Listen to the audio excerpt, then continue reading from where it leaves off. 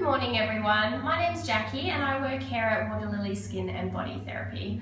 What I'm actually wanting to do today is I do have a lot of clients that come in and obviously want to know a little bit more about dermal needling. It's also commonly known as collagen induction therapy. So what it is theoretically is it's little needles, little micro needles that go in and out of the skin. You do have dermal rollers that you can use at home and they're an 0.2 mil to an 0.5 mil depending on where you are in your skincare structure and home care as well. But specifically what I wanted to show you today is the in-clinic version of the dermal needling. So what it is, it involves this little pen just here, or this unit. It's obviously got a needle head unit in the top. Now this is completely disposable and it is replaced for every client. So what I've done prior to this video is I've taken a new needle out of the packaging just here, all sterile. They are disposable, so single use only. Now what these needles do is they do penetrate in and out of the skin quite quickly. The good thing with this is as we move it around the skin, we tend to not get any micro tearing or cuts due to the fact that it's moving quite rapidly. And because we'll have a lubricant on the skin, we can move it up and down and side to side, even in circles. What collagen therapy is used for, or dermal needling as we commonly call it, is it's used to stimulate the wound healing response within the skin. So it stimulates your fibroblast activity, so creating that renewal of collagen and elastin, which is really going to plump the skin up and heal it as well. Post-treatment, you do get some superficial redness and it will feel quite hot. Now this can stick around for 24 to 48 hours depending on the person and depending on your activity levels as well. So directly after a treatment, we do recommend that you keep your activities very mild and perhaps get it done later in the day so you can go home and relax. What I'm going to show you today is I'm just going to show you one half of the face, just so that you can see the movements that are involved and whereabouts we actually maneuver ourselves around the skin and the facial area as well. We go very close up around the eye area, around the brows, forehead, sides of nose, and we also work on the upper lip area and just below the jawline. We want to make sure that we get all these areas so that we're not left with any, any changes in pigmentations or discolorations within the skin, because the needling does work on various different elements within the skin as well. It will help over time to lift pigmentations and discolorations within the skin, providing you're using appropriate home care. Really good for anti-aging, so diminishing fine lines and aging within the skin. It really plumps and brightens the skin as well, so it is a fabulous treatment to have if you're looking for that next step in your in-clinic treatments as well. We've had fantastic results with it, and we sort of classify it as a non-surgical facelift if that's technically how you want to go about it. But obviously, like anything, it does require around six treatments. Some people may have 3 if they've been having previous treatments like LED or IPL treatments, even your cosmetic peels and things like that as well. So what we're going to do before we start the actual needling is we're just going to apply some B2 serum. This is a natural hydrator. It's got anti-inflammatories in there, so your niacinamide and propanthenol. And what that does is it creates a lubrication on the skin so that the needling unit can glide nice and carefully over the skin. Makes it a little bit more comfortable for the client and also for me as the therapist as well, which is always good. Now, prior also to beginning this treatment, Anna has been given all the appropriate paperwork just to make sure that there's nothing that's going to prevent us from doing this treatment today as well. She has had no prior treatments such as peels, IPL, microdermabrasion for at least the last 2 to 4 weeks. And Anna is on a very strict home care regime, which is fantastic. So all of these will play a big part, because if she's on great home care, her skin's going to heal up so much quicker.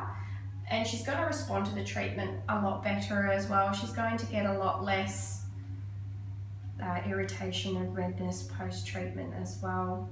The other thing Anna's also been doing is her dermal rolling at home.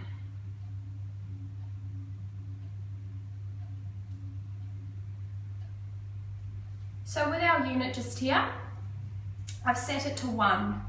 So as I said, at home you can do an 0.2 or an 0.5. Today we're going to start on a 1, which is predominantly the cheek area.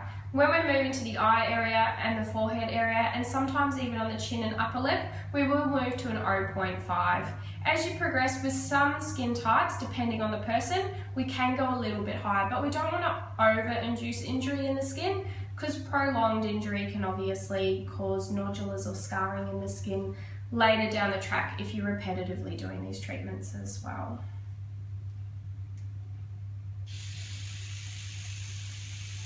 So different speed settings on the pen allow us to work really efficiently as well. So Anna, we're just going to apply to the outer edge of the face, near the ear.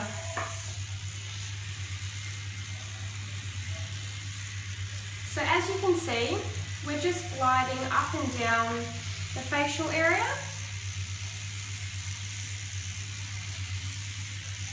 At the moment, Anna, how would you describe the sensation? Tickly. Tickly? Yeah. And if you were to give it a level of pain out of 1? Out of 10. Oh, sorry, out of 10, yeah. Weird. 2. Yep. Also, prior to this treatment, we apply a anaesthetic to the facial area.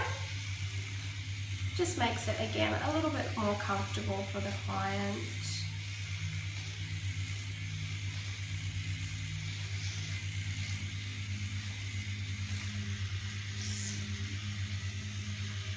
So we've got a little bit of blood spotting just in that upper cheek area. So we don't really want to keep going over that area. You can do circular motions. So obviously everyone's different and what their skin can tolerate. It just depends on the redness that comes up, the spotting they may get. So what I'm actually going to do, Anna, is I'm just going to take this off for a moment. Okay. With Anna's skin, I'm actually going to drop it down a little bit. So I'm going to drop it down to an 0.5.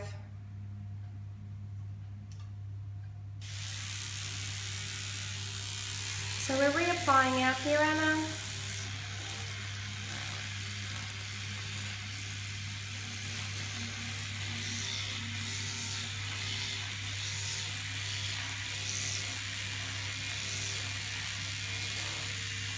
So as you can see, Anna's not in a terrible amount of discomfort. She is quite comfortable. Now I am showing you quite quickly today, everyone, so bear with me, but it's just to give you a gist of the idea of what's involved with dermal needling, and just to show you as well that it's not as scary or as confronting as it can be made out to be as well. We've done very extensive training here at Waterlily in regards to dermal therapies and dermal needling, I should say.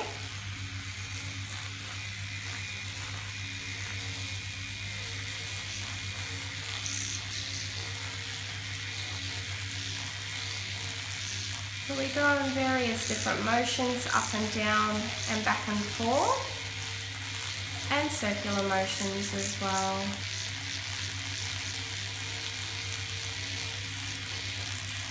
It's great for these little nasolabial folds down the sides.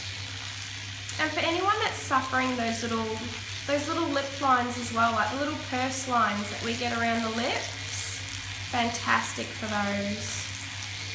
Now obviously Anna will feel, as I said, quite warm and a little bit stingy after this treatment. Now Anna, we're going to work into the eye area now, working from the inside out. Okay. So we do work quite close to the eye area. And Anna, what would you say that feels like? Is it any more uncomfortable than the cheek area? Slightly, only I'd say going up to a number 3. Is it more just the vibrations that you can feel? Yeah. So as you can see, we can get really close to the eye without causing Anna, a lot of discomfort really. You can see that redness coming up in the skin now.